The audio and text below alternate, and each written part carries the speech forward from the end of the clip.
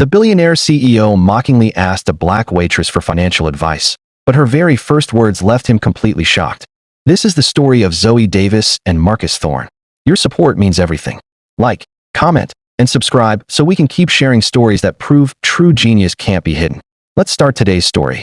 I'll have the financial advice with a side of sparkling water, Marcus Thorne said, not even bothering to look up from his phone.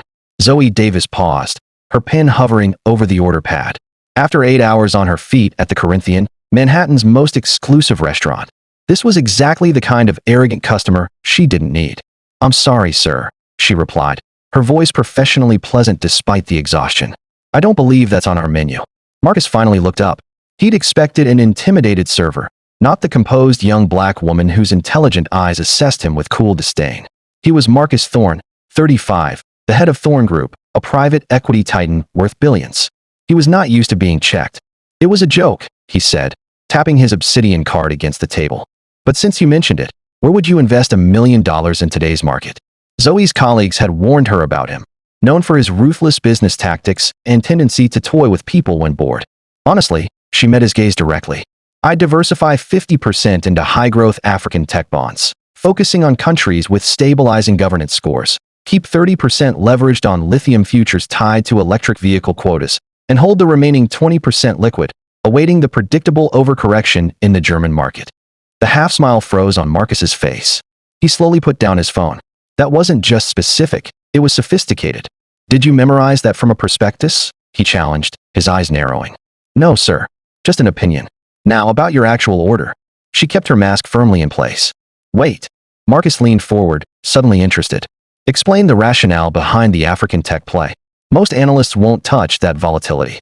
Zoe glanced around. "I have customers waiting. They can wait. I'm curious now." He gestured to the empty chair opposite him. "Sit. 5 minutes. I'll make it worth your while." Reluctantly, Zoe sat down. This was inappropriate. "So was your surprisingly profound investment advice," Marcus countered. "Where did that come from? Something like an advanced degree?" "Something like that," she said, straightening the silverware. "You asked a question as a joke." I answered, though clearly, you didn't expect a waitress to have a brain. Instead of being offended, Marcus laughed, a genuine, surprised sound. "Fair enough. You caught me.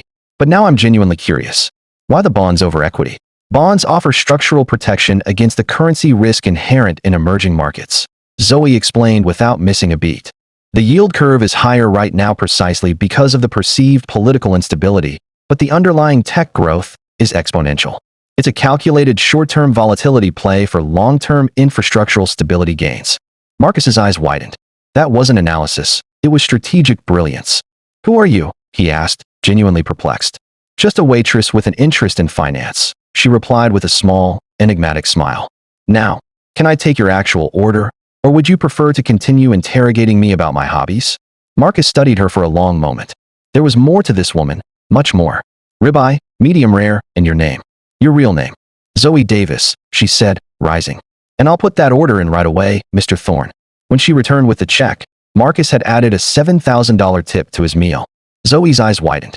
"Consider it a consulting fee," he said, sliding his private business card across the table. "Call me.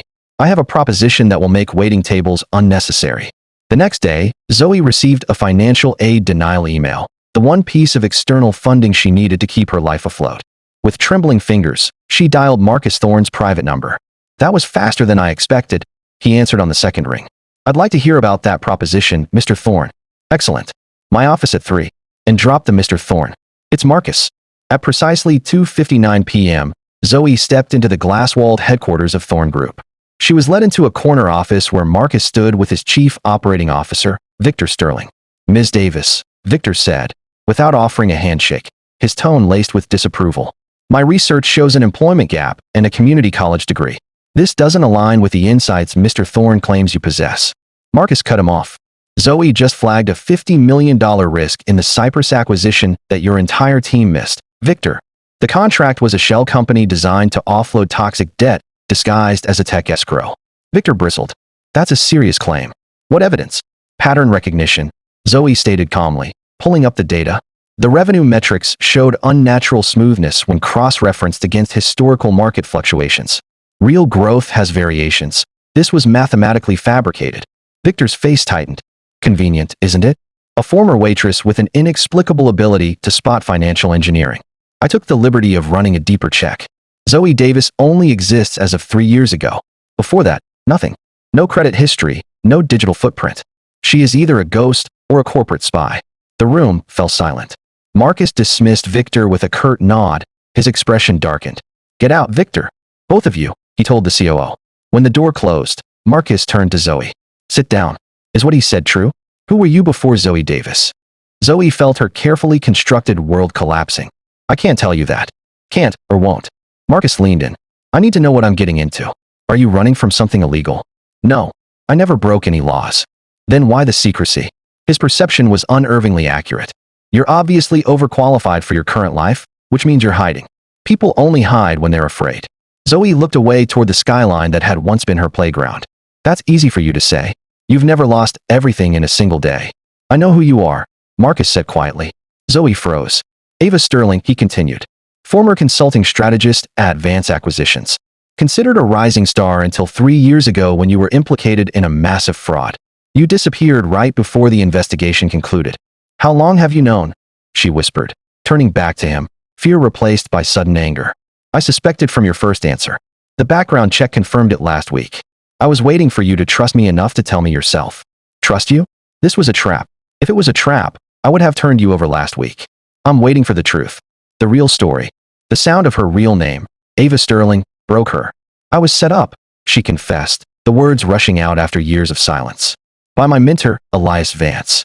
I discovered he and his father were running a massive shell game, inflating assets, and when I confronted him, he framed me. He erased my records, fabricated transactions in my name, and destroyed my reputation." Marcus nodded slowly. "That's why my portfolio looked familiar. You recognize the pattern because it's the same scheme that destroyed your life." "Yes. What if we could prove your innocence?" "Impossible. The evidence is gone. Financial criminals are creatures of habit. If they framed you, they've left traces. And Elias Vance just called. He wants to meet tomorrow to discuss a partnership in the Asian markets. The same markets you've been analyzing for me. They suspect I'm working with you." Ava realized, eyes wide with fear. "I need to disappear again." "No. Running reinforces the narrative that you're guilty." Marcus stepped closer. "At some point, you need to stop hiding and face whatever you're running from. Let them try. I'm not some junior analyst they can intimidate. I'm Marcus Thorne. I'm betting on you." 3 weeks later, the Blackwood Financial Charity Gala was transformed into a showcase of power. Ava, now elegantly styled, stood beside Marcus, fighting the impulse to flee. "I feel like I'm walking into the lion's den wearing a steak costume," she murmured. "Lions are predictable."